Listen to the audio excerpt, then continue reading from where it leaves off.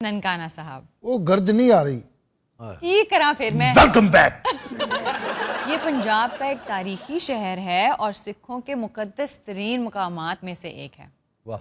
इसकी आबादी 1 लाख से ज्यादा है और ये लाहौर से मगरिब की तरफ कहा जाए तो तकरीबन 90 किलोमीटर के फासले पर है। यानी कि लैंदे वाले पासे गल करो ना जी एवं ही गल है। क्या कहने यार, डॉक्टर साहब ने अमरूद दा नहीं सी पता है, जंगली भी बोलने लग। एक रिवायत के मुताबिक कहा जाता है कि यहाँ ननकाना साहब का पहला यानी साबिक नाम जो था वो रायपुर था। बाद में इसको नानक आना कहा गया और कसरत इस्तेमाल से ये ननकाना साहब बन गया। बाबा गुरु नानक का आना यानी कि हाँ जी उनकी पैदाइश बिल्कुल, उनकी पैदाइश यहीं पर 1469 यानी 15वीं सदी में हुई थी और उन्होंने अपनी तबलीग का आगाज भी यहीं पर किया था। वाह। ये शहर 2005 तक जिला शेखुपुरा की एक तहसील हुआ करता था। अब जिला ननकाना साहब की 4 तहसीलों में ननकाना साहब, सफदराबाद, सांगला हिल और शाहकोट शामिल हैं। क्या शेखुपुरे बड़ा गए हैं राणा साहब असी रामेण रूमे करन उथे बेटे उधर। अच्छा, इस जिले की एक दिलचस्प बात यह है कि पाकिस्तान में पूरे पाकिस्तान की आबादी मिलाई जाए तो सबसे ज्यादा पंजाबी यहाँ बोली जाती है, यानी तकरीबन 98.7%। क्या कहने, एकदम सीट ते बटेरा जब आ गया कोई। यार क्या जगह भला इथे जैगरब बैठा होता सी।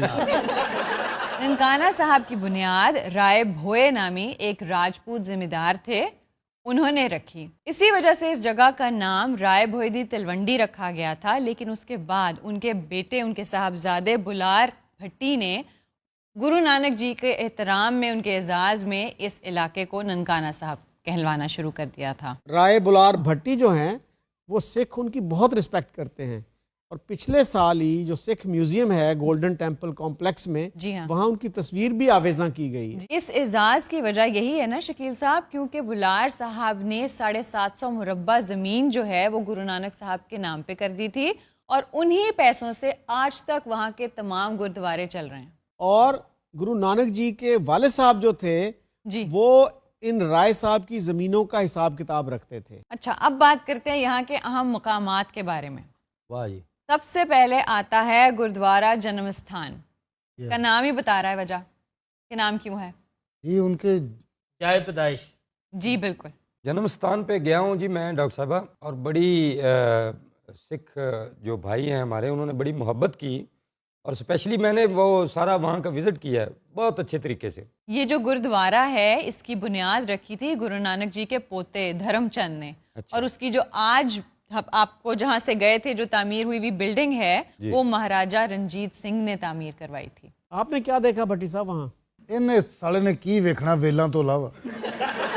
मैं वहाँ पे एज ए एंकर गया था, ना कि मैं ढोल वाला बन के गया था। आपने भट्टी साहब इसकी कोई ट्रेनिंग ली है या खुद ही सीखा? ये गॉड गिफ्ट कह लें आप। अच्छा इन्ना खजल होए हुंदे ने ते मुड़ के ना एवें 4 बंदे च बह के ये गॉड गिफ्टेड है। ਉਹ ਗॉड ਗਿਫਟ ਨਹੀਂ ਡੈਡ ਗਿਫਟ ਹੈ।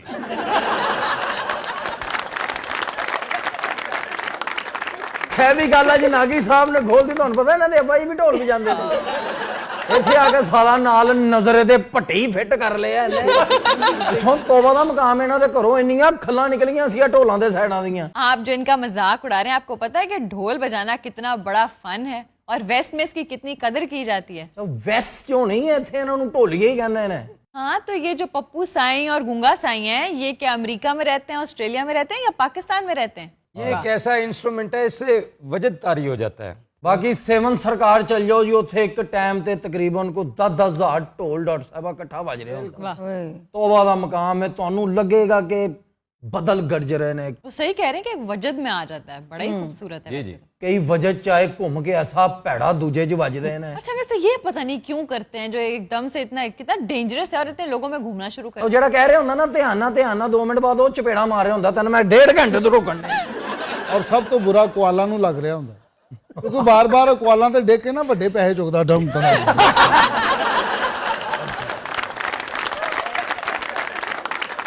अच्छा जी, अहम मकामात की तरफ वापस आते हैं। Yes. अगला है जी गुरुद्वारा बाल लीला साहब। ये वो मुकाम है जहाँ पर गुरु नानक जी अपने बचपन में खेला करते थे और इसी मकाम से उन्होंने अपनी तबलीग का आगाज़ किया। मस्जिद कुबा। ये मस्जिद असल में रेप्लिका है اس مسجد کا جو مدینہ منورہ کے مضافات میں ہے، جس کا نام یہی ہے مسجد قباء. یہ ایسا ہی ہے. اچھا جی، نیکسٹ ہے رانا لگژری ریزورٹ، جو کہ بنایا رانا شوکت مرحوم نے، اور ان کی فیملی، ان کی بیٹی اس کو آگے سے رن کر رہی ہے.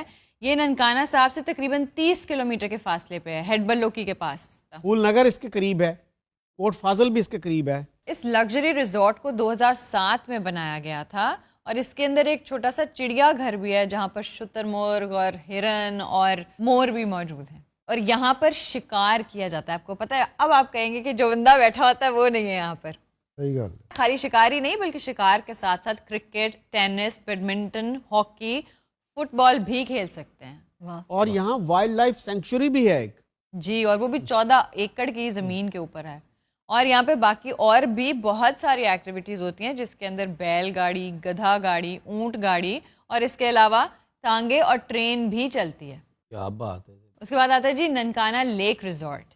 یہ بھی ایک بہت پرسکون اور پرفضا مقام ہے، جہاں پر کشتی رانی، چیئر لفٹنگ، منی گولف اور ایون شوٹنگ گیلری بھی موجود ہے. تو اب ہم ذکر کرتے ہیں یہاں کے مشاہیر کے بارے میں، جن میں سب سے پہلے تو ہم بات کر ہی چکے ہیں، جن کی وجہ سے نام ہے، کہ گرو نانک جی ہیں، اور ان کی پیدائش یہاں پر ہوئی. ان کے والدین بھی بڑے نامی گرامی تھے، اور بڑے جسے کہتے ہیں نا نیک اور پارسا ہندو تھے.